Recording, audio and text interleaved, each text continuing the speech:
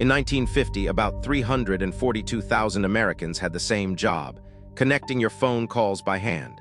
Roughly 1 in every 13 working women in the country was a telephone operator.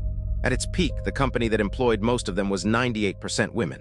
Today, that same job employs about 4,600 people, and it's still falling. No factory closed, no company went bankrupt, no villain fired a single one of them. A machine simply learned to do the job for free, one city at a time, until almost no one was left.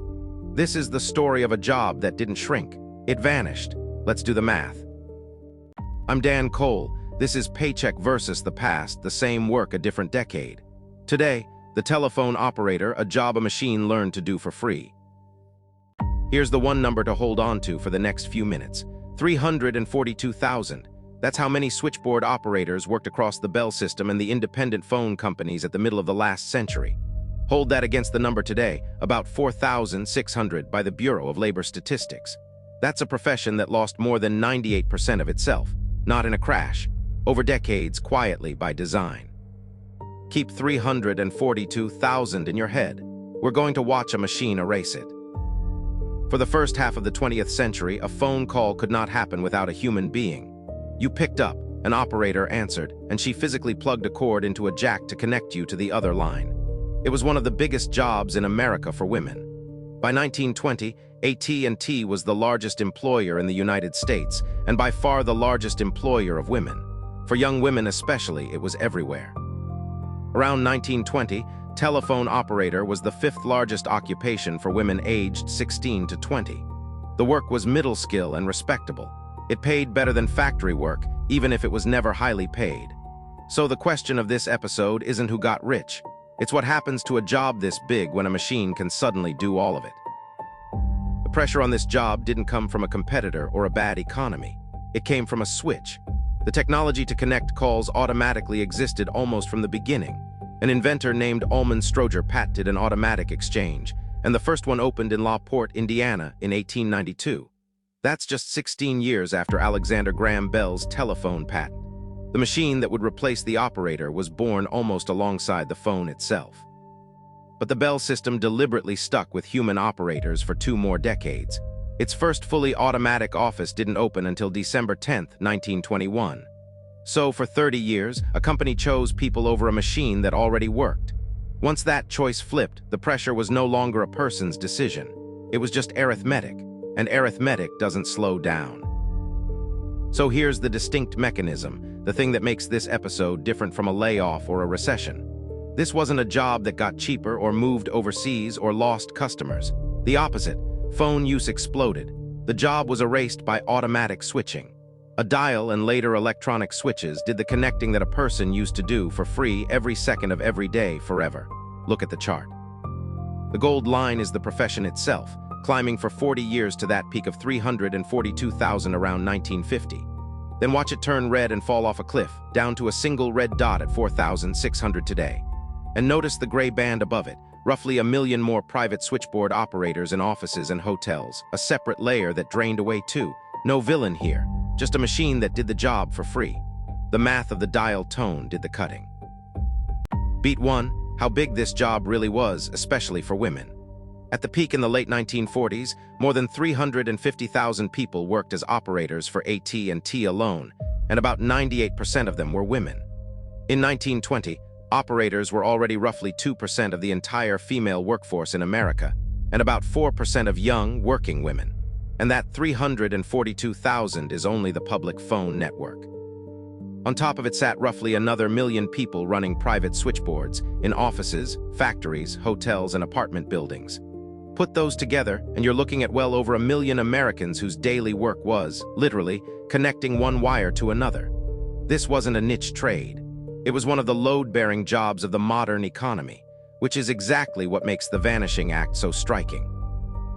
Beat 2, what the machine actually did to the people city by city.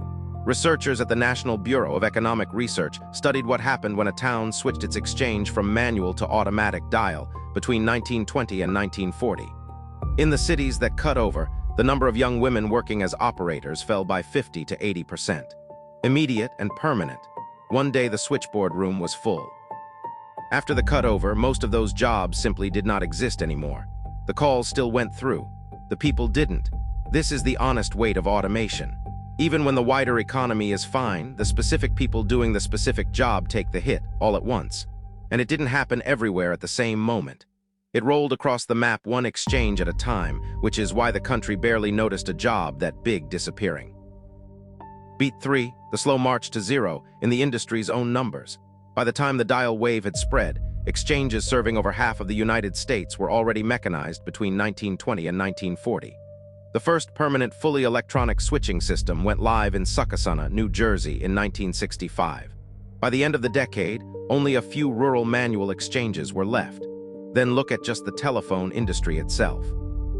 In 1984, it still employed about 40,000 operators. By the figure cited more recently, that had collapsed to around 1,460. Of 40,000 to 1,500 fall inside a single industry. Every one of those drops is the same story. A switch got installed, and a room full of jobs quietly closed for good. Beat 4, what's left of the job today and what it pays. The Bureau of Labor Statistics counts about 4,600 telephone operators in the country as of May 2023. A newer release puts it even lower, around 3,400. The median operator today earns about $18.31 an hour. That's roughly $38,000 a year. The narrowest count, operators working specifically inside the telecom industry, is just 1,460, and the forecast points the same direction as the last 100 years.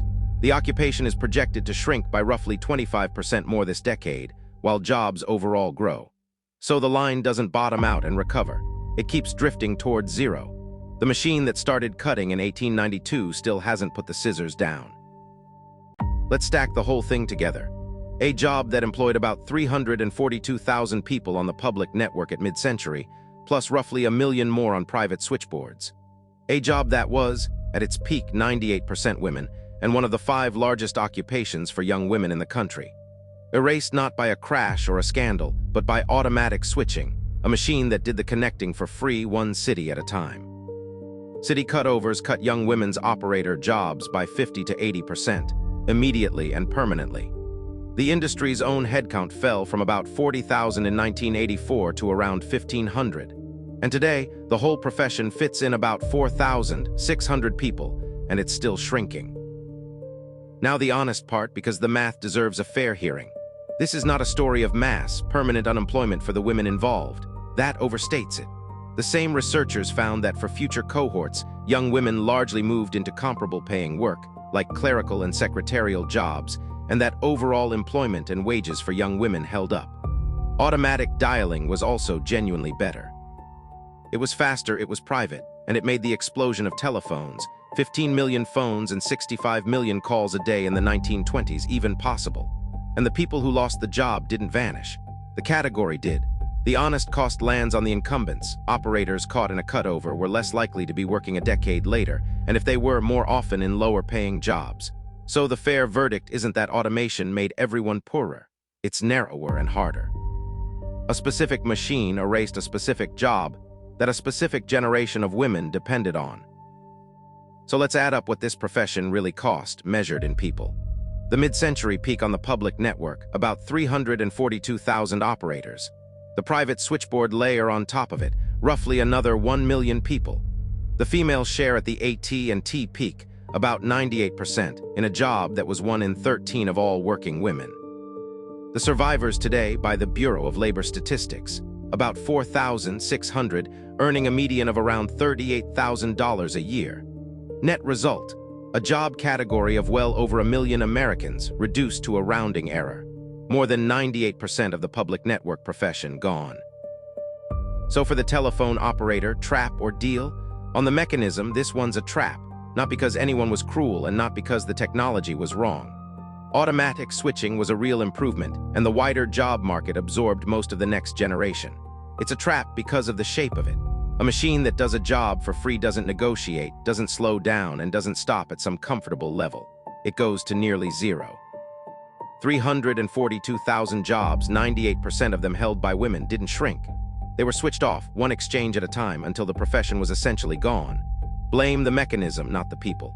No company set out to erase the largest job in America for women, A switch simply made the human unnecessary and the math finished the rest. For the telephone operator, automation wasn't a headwind. It was a delete key, and it has never once been pressed in reverse. Next time on Paycheck versus the Past, we look at a job that the machine didn't erase but quietly hollowed out from the inside. Same theme, a different mechanism. Sometimes automation deletes the work.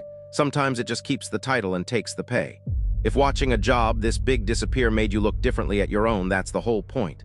The question is never just what a machine can do. It's what happens to the people who used to. I'm Dan Cole. This is Paycheck versus the Past.